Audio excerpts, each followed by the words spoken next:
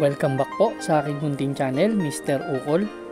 Nandito na naman po ang inyong lingkod para magbigay ng tips at giya. Para naman po sa araw ng Biyernes, November 15, 2024. Medyo araw po ng sahod, kaya hinay-hinay po tayo ha. Yung sobra lang po ang ating ipantaya. Bati tayo.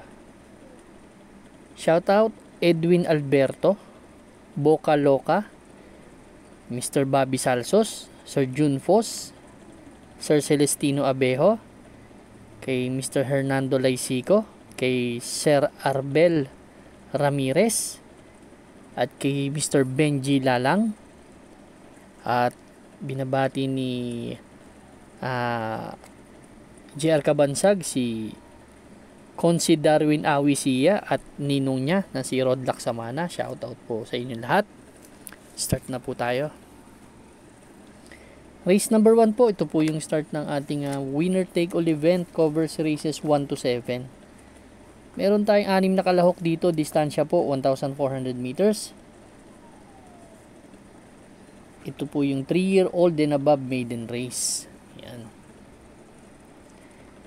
Dito maraming bagong kabayo, no? First choice ko dito yung veterano sa laban, yung number 2 na si Star of the Show. Actually si Star of the Show tumakbo last November 2 dun sa Club Don Juan Derby. Hindi, dun sa Club Don Juan Derby last October 13 pala yun. October 13 medyo kulilat dumating kasi sila Birchstone Perfect Shot ang kalaban. Nagtala ng 202.6 sa 1,800 meters.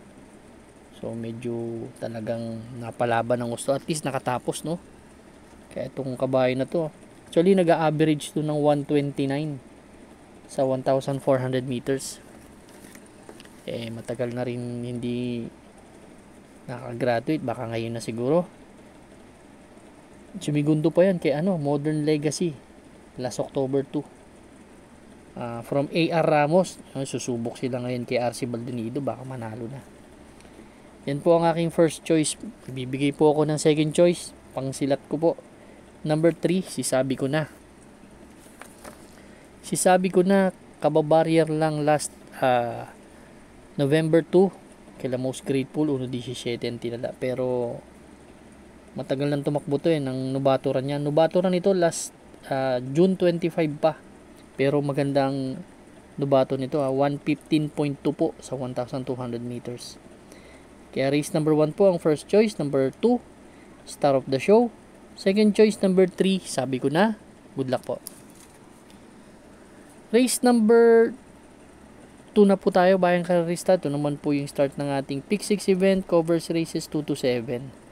Meron tayong 8 kalahok. Distansya po medyo maiksi, 1,200 meters. 6 to 10 split itong grupo na to. First choice ko po dito, number 4 na si Asik Asik Falls. Jadi si Asik Asik Falls, huling takbo nito last October 29 Panlima dumating doon kila Golden Buzzer, may 116.6. Same rider ang sasakay. Si Onyok Garcia din ang sasakay. Sa akin ma-rate lang ng maganda to. Malaki panalo nito sa akin si Asik Asik Falls, dahil talagang bumaba na ng bumaba rin to. Second choice ko yung number 1 na si Anyare. Si Anyare last November 6 pang-apat dumating to doon kila Primero Soldado 1.16, same rider. Ito naman medyo pabuka lang yung takbo dahil nasa labas Rumimati to kaya alam niyo naman ang mga maliliit na kabayo tsaka mga mabababang grupo, kapag napadpad sa labas mahirap na makarecover yan. Pero ngayon medyo nasa tabimbalya naman siya, itulin din naman to baka makapwesto na maganda tsaka malaki panalo sa akin ito. Third choice ko yung number 2 na si Lucky Fortune. Lucky Fortune dun sa laban nila Primero Soldado last November 6. Siya naman po yung tumersero doon. Nagtala ng 115.6. Gustuhan ko lang yung diskarte ng hinete nun na sinunod lang, hindi inunay, sinunod niya lang. Hinayaan niya lang yung likuan, pagliko, at saka pinarimate sa gitna. Baka maulit yung diskarte, manalo na. Kaya race number 2 ang first choice, number 4 Asik-Asik Falls, second choice number 1 Anyare, third choice number 2 Lucky Fortune. Good luck po. Race number 3 na po tayo, bayang karista. Ito naman po yung ating Peak 5 event, covers races 3 to 7. Meron tayong 8 kalahok ulit, 1,200 meters, 6 to 10 split itong grupo na to. First choice ko po dito number 2 na si Sun Moon Lake. Si Sun Moon Lake, actually, bumaba na talaga ng grupo to. Galing sa 11 to 15 split to eh. Nung tumakbo na karaan. Kaya tingin ko may tulin at baka walang mauna. At bumaba pa ng grupo. Although andyan dyan si Happy Julian mas lamang naman siya sa post position. May remate rin naman yung kabayo na yan. Second choice ko number 6 si Avalon Bandit. Actually si Avalon Bandit bagong baba rin. Galing din sa 11 to 15 split. Huling takbo nito last November 2. Pang-anim dumating dun kila Distant Thunder 131.6. Pero may best time na 128.5 yan sa 1,400 meters. So pwedeng manood lang ng bakbakan, then makapwesto, rumimate, tuloy-tuloy yan.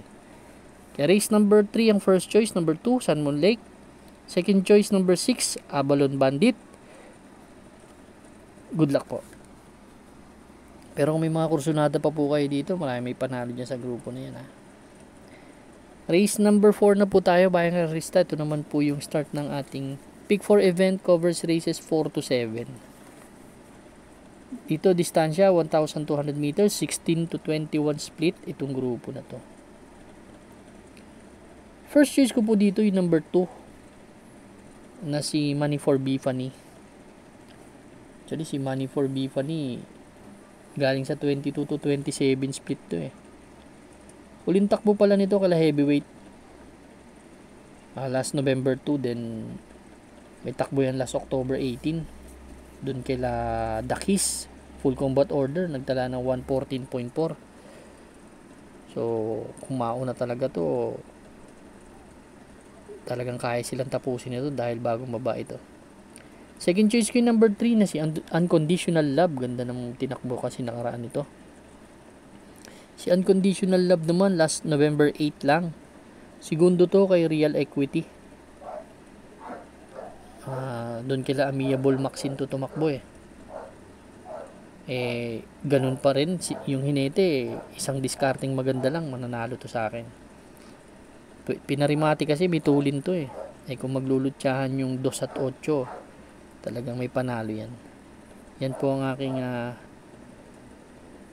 second choice.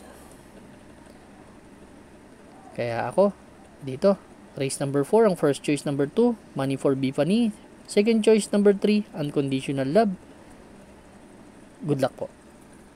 Race number 5 na po tayo, bayang karista. Ito naman po yung start ng ating ito naman po yung ating last extra double and last daily double plus 1. Dito naman ang first choice ko meron tayo 8 kalahok, distansya 1,200 meters, class 5 split placer tong grupo na to. First choice number 4 Magnolia Ashley. Si Magnolia Ashley last October 27 tumakbo to kila Caloocan Zap 130.4, same rider ang sasakay. Bagong baba, galing sa 6 to 10 split to itong kabayo na to. Pero may best time yan na nung tumakbo yan dun kila Skylover, kila Watch Bell last September 4, may 1.15 yan, 1.15 medya,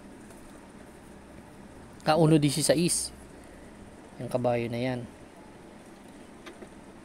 Second choice ko dito yung number 1 na si Quincy last October 30, segundo yan kay Smiling Lady. Actually kapraso lang yun, tala na 1.17.2 from Onyok Garcia. Ngayon JT Pabilik na sasakay. Ito naman, matapang sa laban to, si Quincy. Ayan ang grupo niyan. Magbibigay akong third choice tong may tulin na si Mr. Aldrich. Number 7, last October 27. Doon din kila Caloocan Zap to. Pang-apat dumating to. 1.30.4 din ang tinala. Pareho ni Magnolia Ashley. Race number 5, ang first choice. Number 4, Magnolia Ashley. Second choice, number 1, Quincy. Third choice, number 8, Mr. Aldrich. Good luck po.